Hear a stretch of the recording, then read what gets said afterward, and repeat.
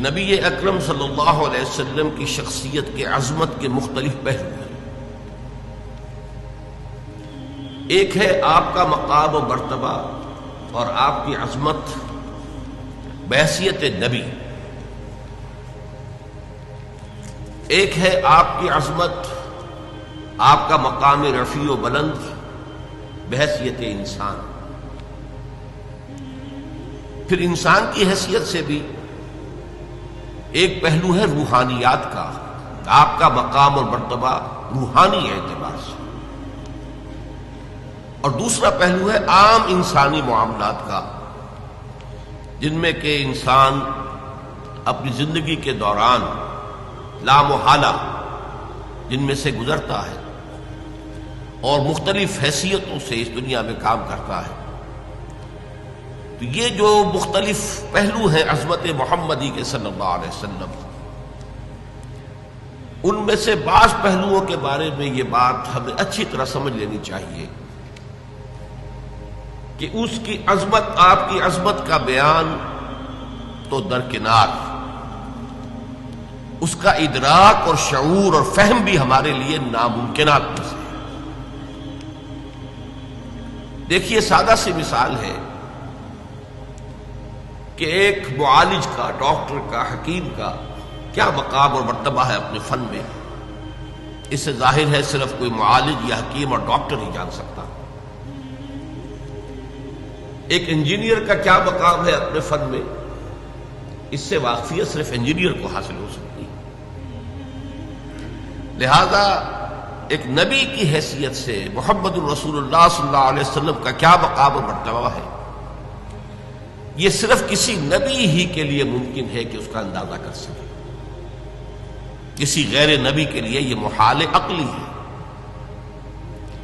مزید برآں کسی بھی انسان کا کسی فن میں کیا مقام ہے، اس کا جو ایگزیکٹ تعین ہے، وہ وہی شخص کر سکتا ہے جو اس فن میں اس سے بالا تر ہو۔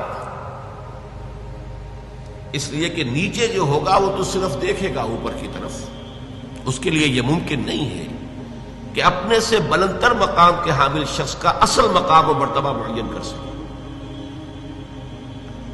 اب ظاہر بات ہے کہ نبی اکرم صلی اللہ علیہ وسلم سے بالا تر مقام کسی نبی کا نہیں، لہذا کسی نبی کے لیے بھی یہ محال عقلی ہے کہ وہ حضور کے اصل مرتبہ اور مقام کو سمجھ سکے۔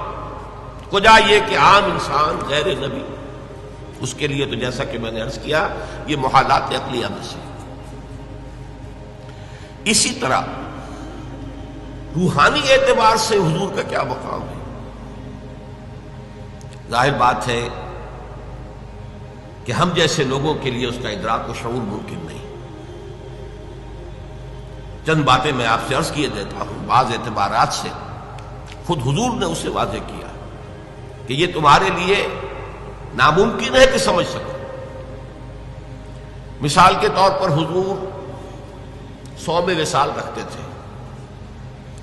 صوم وصال اسے کہتے ہیں کہ آج روزہ رکھا اور شام کو اسے افطار نہیں کیا، وہی روزہ رات سے گزر کر پھر اگلے دن تک چلا اور اگلے دن شام کو افطار ہوا، تو یہ 2 دن کا صوم وصال ہے۔ اگر یہی بات آگے ایک اور دن چلے گی تو 3 یوم کا صوم وصال ہو جائے۔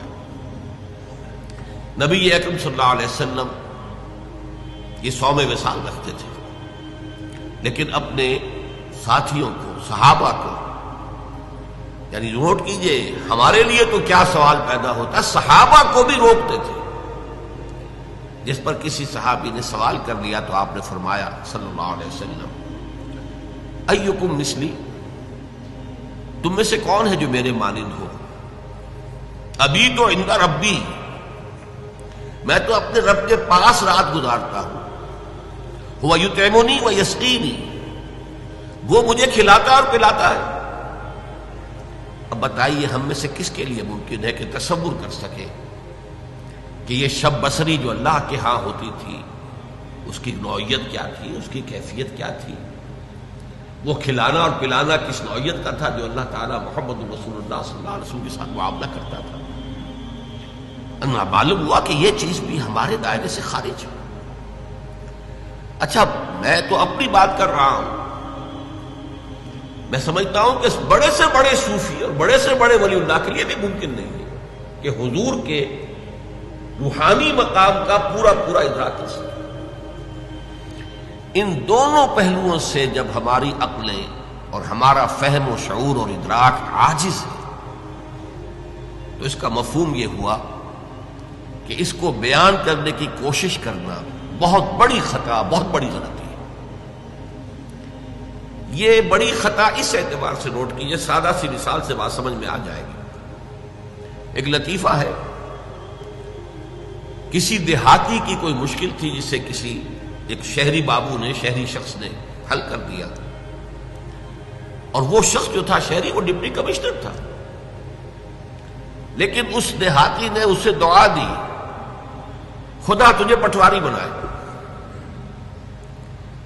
اس لیے کہ اس دیہاتی کے لیے سب سے بڑا عہدہ، سب سے زیادہ صاحب اختیار ہستی پٹواری کی تھی۔ اس کی تھوڑی سی جنبش قلم سے اس کی زمین کسی اور کے نام درج ہو جاتی ہے، انتقال ہو جاتا ہے، اسی کے قلم کی جنبش سے مالیانہ معاف ہو جائے گا، سارے اختیارات اس دیہاتی کے جو ہیں، اس کاشتکار کے جو ہیں، وہ تو اس کے ہاتھ میں ہیں۔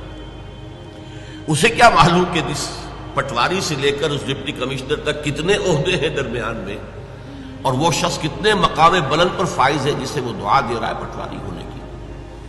تو اسی کا اندیشہ ہے کہ ہم اگر حضور کے ان مقامات کو بیان کرنے کی کوشش کریں گے تو شدید خطرہ ہے کہ ہم حضور کی توہین کے مرتکب ہو جائیں، اس لیے کہ کما حقہ بیان ممکن نہیں ہے۔ جب کما حقہ بیان ممکن نہیں ہے تو ہم اپنے تصور کے مطابق مدح کریں گے، اور وہ بہت کمتر ہوگی اصل مقام کے اعتبار سے، اور اسی کا نام توہین ہے۔ یہی وجہ ہے، دیکھیے شیخ سعدی رحمۃ اللہ علیہ نے نہایت سادگی کے ساتھ میری ساری گفتگو کو سمو دیا اپنے دو اشعار میں، یا صاحب الجمال و یا سید البشر من وجهك المنیر لقد نور القمر لا يمكن الثناء كما كان حقه بعد از خدا بزرگ توئی، قصہ مختصر۔ جتنا ان کا حق ہے کہ ان کی ثنا کی جائے وہ ممکن ہی نہیں ہمارے لیے، لا يمكن الثناء كما حقه۔ بس ہمیں صرف یہ کہہ کر جو ہے اس بات کے دامن میں پناہ لینی ہے کہ بعد از خدا بزرگ توئی، قصہ مختصر۔ اللہ کے بعد آپ ہی کی ہستی ہے بلند ترین، عظیم ترین، اب اسے کس طرح بیان کریں، کیا بیان کریں؟ ہمارا تصور سے بھی آگے بڑھ کر تخیل بھی سرنگو ہے کہ وہ اس مقام بلند و رفیع کا کوئی ادراک اور شعور کر ہی نہیں سکتا۔ اسی کو نہایت خوبصورت انداز میں غالب نے کہا ہے، ماں ثنائے خواجہ بیزدہ گزاشتے، ہم نے حضور صلی اللہ علیہ وسلم کی ثنا اور حمد کو خدا کے حوالے کر دیا ہے، یزداں کے حوالے کر دیا، ہم اس کی کوشش ہی نہیں کرتے۔ کہا ذات پاک مرتبہ دان محمد است، اس لیے کہ وہی ذات پاک ہے جو محمد الرسول اللہ کے اصل مرتبے سے واقف ہے۔ یہ کاں جو ہے اس کے مصرع ثانی میں، وہ کہ کاں کا مخفف، فارسی میں اشعار میں یہ بہت ہوتا ہے کثرت سے کہ ذات پاک مرتبہ دان محمد است، کہاں ذات پاک مرتبہ دان محمد است۔ محمد کے اصل مرتبے اور مقام کو جاننے والی ایک ہی ہستی ہے اور وہ اللہ تعالیٰ کی ہے، لہذا غالب ثنائے خواجہ یزداں گزاشتے ہیں، غالب ہم نے تو حضور کی مدح و ثنا کو اللہ کے حوالے کر دیا۔